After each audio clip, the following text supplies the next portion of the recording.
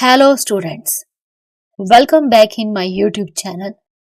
Students, if you are new to my channel, please subscribe my channel and hit the bell icon so you get the latest notifications timely. So students, today's topic is distinction between trade bills and accommodation bills. So let's get started the video.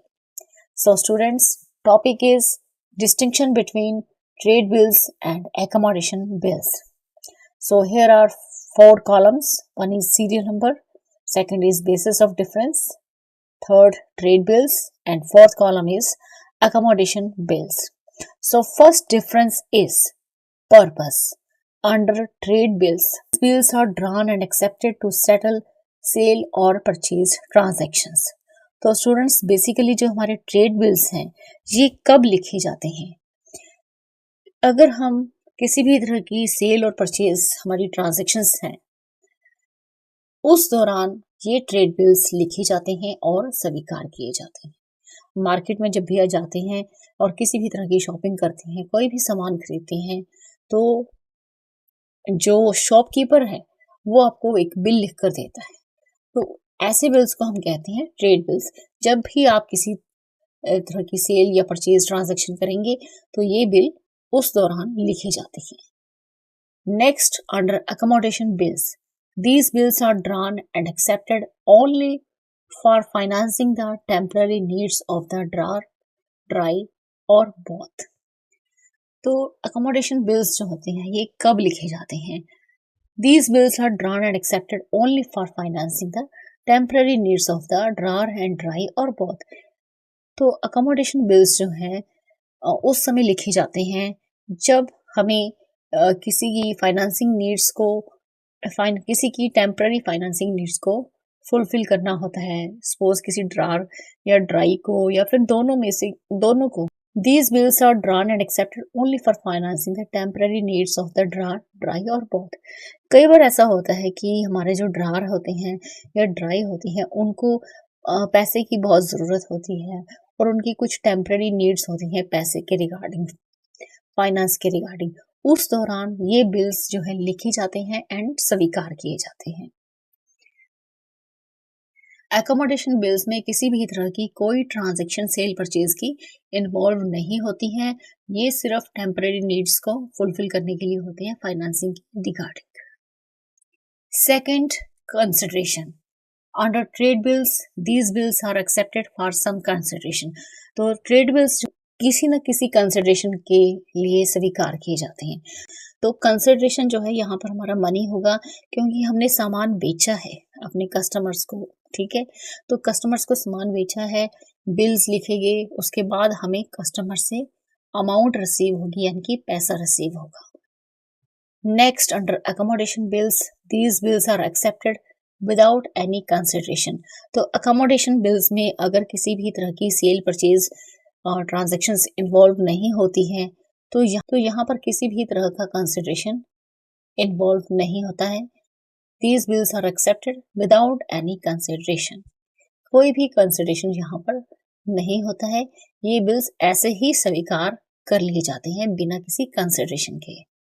Next is third point, role. Under trade bills these bills act as a definite proof of debt. तो trade bills जो है एक तरह से एक सबूत का काम करते हैं कि हमारा इतना डेट जो है वो हमें अभी रिसीव होना है. These bills act as a definite proof of debt. मतलब कि आपके पास जैसे बिल्स हैं आपके पास, आप बिल्स को प्रूव कर सकते हैं कि ये हमारी अमाउंट है, हमें इतना पैसा यहाँ से मिलना है.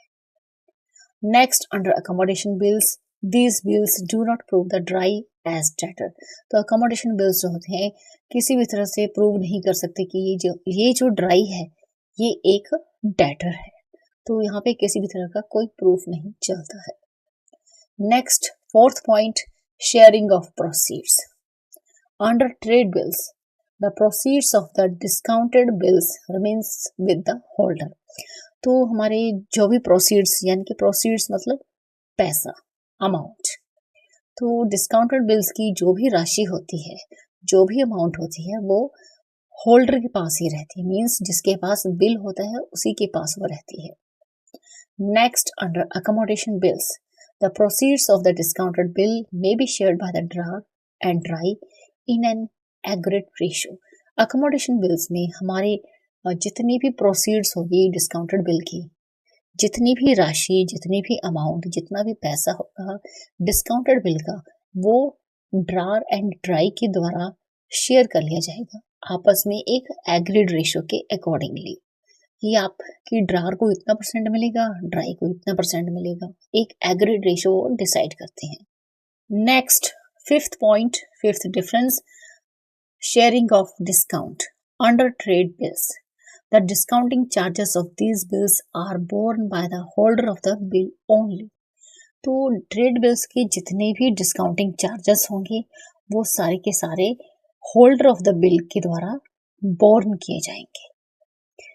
जितने भी डिस्काउंटिंग चार्जेस हैं वो कौन बियर करेगा? होल्डर ऑफ द बिल, जिसके पास बिल होगा। Whereas under the accommodation bills, the discounting charges of these bills are shared by the drawer and dry in the proportion of proceeds shared by them. तो जितने भी accommodation के case में हमारे bills के जितने भी डिस्काउंटिंग चार्जेस होंगे वो शेयर किए जाएंगे ड्रार एंड ड्राई के द्वारा। जैसे उन्होंने पीछे डिस्काउंटेड बिल्स की प्रोसीड्स को शेयर किया था एक एग्रीड रेशो में, तो यहाँ नेक्स्ट डिस्काउंटेड चार्जेस भी उसी रेशो में वो आपस में शेयर करेंगे between the drawer and drawee. Next, sixth difference, legal action under trade bills. The drawer can take legal action against drawee when the bill is dishonoured. तो trade bills के case में हमारा जो ड्रार है वो लीगल एक्शन, कानूनी कार्रवाई कर सकता है अगेंस्ट द ड्राई अगर हमारा बिल जो है वो डिसऑनर हो जाता है, अगर हमारा बिल की पेमेंट जो है वो कैंसिल हो जाती है, डिसऑनर हो जाता है, तो ड्रार ये राइट रखता है कि वो लीगल एक्शन ले सकता है against dry. Whereas under accommodation bills, legal action cannot be taken by the drawer against dry when the bill is dishonored. लेकिन accommodation bills के केस में किसी भी तरह का लीगल एक्शन नहीं लिया जा सकता by the drawer against dry when the bill is dishonored. अगर हमारा बिल डिसऑनर भी हो जाता है तो भी ड्रार जो है किसी भी तरह का लीगल एक्शन अगेंस्ट ड्राई नहीं ले सकता है। Next, seventh point, seventh difference, easy to discount under trade bills. Bankers are willing to buy trade bills. तो हमारे जो बैंकर्स होते हैं वो इंटरेस्टेड होते हैं इस तरह के ट्रेड बिल्स को बाय करने में। Whereas under accommodation bills, bankers are unwilling to buy accommodation bills. लेकिन accommodation bills के केस में हमारे जो बैंकर्स होते हैं वो बिल्कुल भी इंटरेस्टेड नहीं होते हैं accommodation bills को बाय करने में। Next, eighth point, eighth difference, attaching of documents of title under trade bills. Documents of title of goods are attached to such bills. तो स्टूडेंट्स, ट्रेड बिल्स के केस में हमारे जो भी डॉक्यूमेंट्स होते हैं गुड्स को लेकर, गुड्स के रिगार्डिंग जो भी डॉक्यूमेंट्स होते हैं वो सारे डॉक्यूमेंट्स जो है बिल के साथ अटैच्ड किए जाते हैं। Whereas under accommodation bills, no documents are attached because of non-existence of any transaction. लेकिन अकोमोडेशन बिल्स के केस में हम किसी भी तरह के डॉक्यूमेंट्स अटैच नहीं करते हैं क्योंकि वहां पर किसी भी तरह की ट्रांजैक्शन एग्जिस्ट ही नहीं करती है। So students, in this video you have learned the difference between trade bills and accommodation bills. So students, in this video only this much. Thank you, thanks for watching.